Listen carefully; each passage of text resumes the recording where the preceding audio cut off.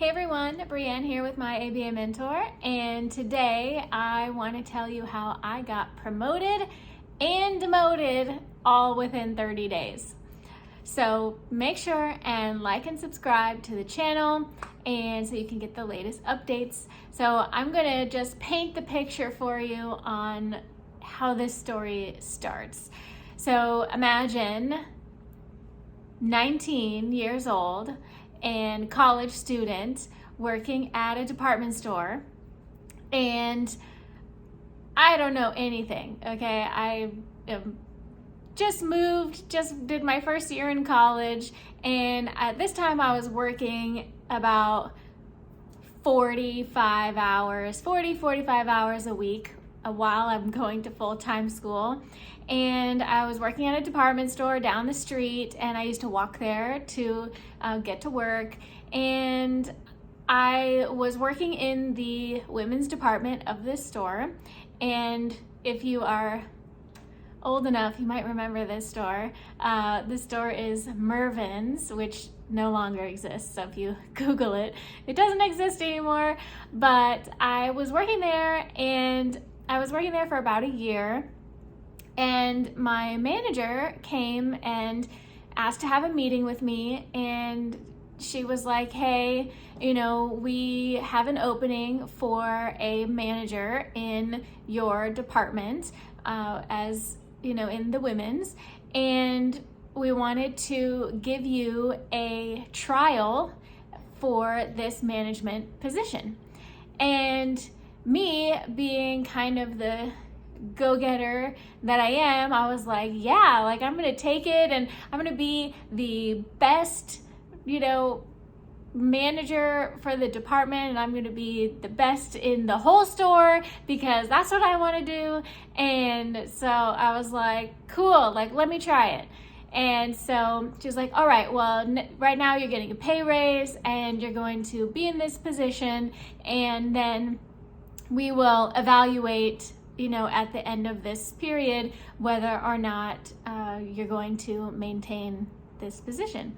And so I was like, all right, cool. So I went back, and I am telling you what, my department was spotless.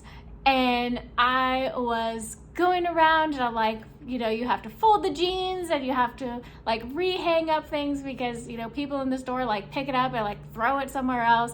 And so, I was running around, and I was like, I'm on the register, and then I'm going over here and I'm going over there, and I'm getting everything done. And I had to do the fitting room, and it was all clean and everything was put away. And every day, so every day was like hustle, hustle, hustle, hustle, hustle. And make sure that everything looks perfect, because at the end of this time frame, I am keeping this job, and I'm going to be the manager, and I'm going to keep my raise and all of this stuff, right? So I do all of that, and the time comes, 30 days, however, 30, 45 days, whatever it was, comes.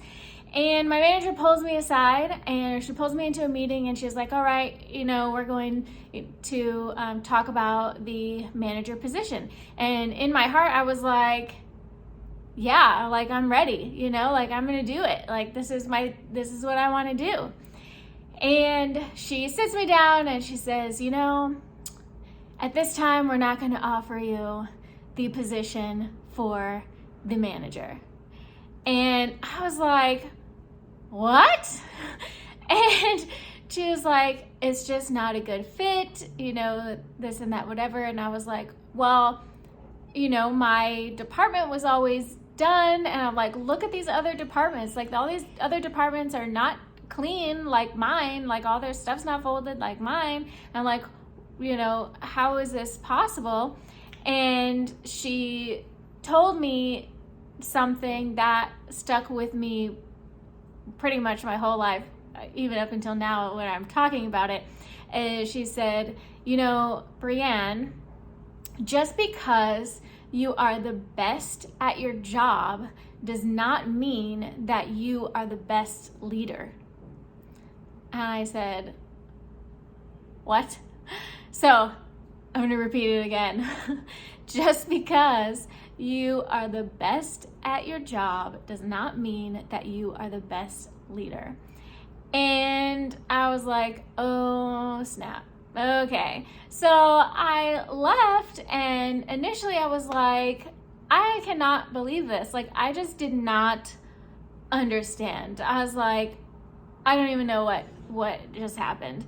And since that point, I, really started to think like, what does that even mean? Like, okay, so I am the best team member, but I'm not, a good enough team member to be a leader. Like, this just did not equate to me.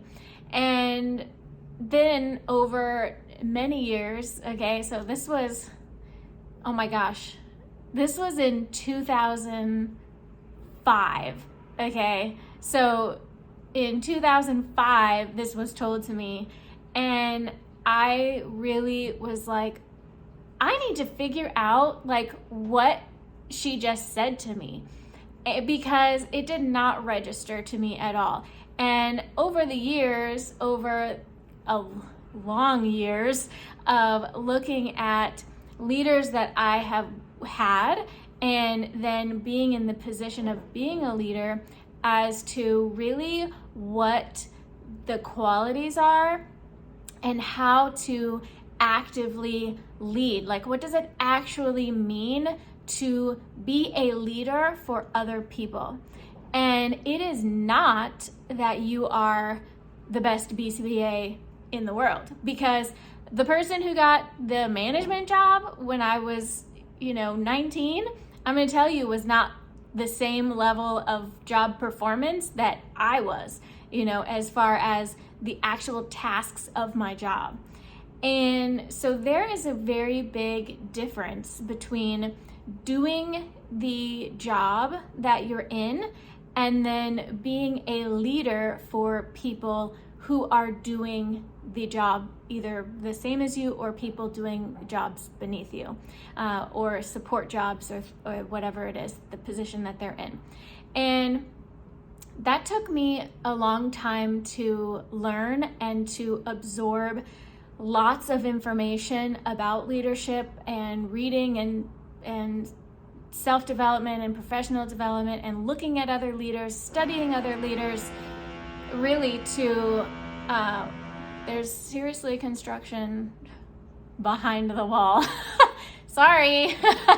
So, it's really important that if you are a leader, or you're in a leadership role, that you understand that there is actually more to what you do than just your day-to-day tasks.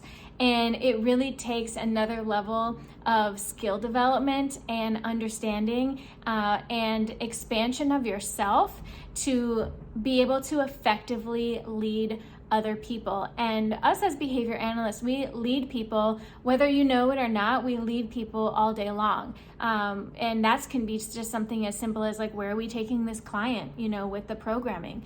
And so you really need to investigate that and see, am I being a leader? How can I be a better leader? What skills do I need to acquire in order to be able to function like that in my role? So that was a very interesting, hard lesson that I had to learn.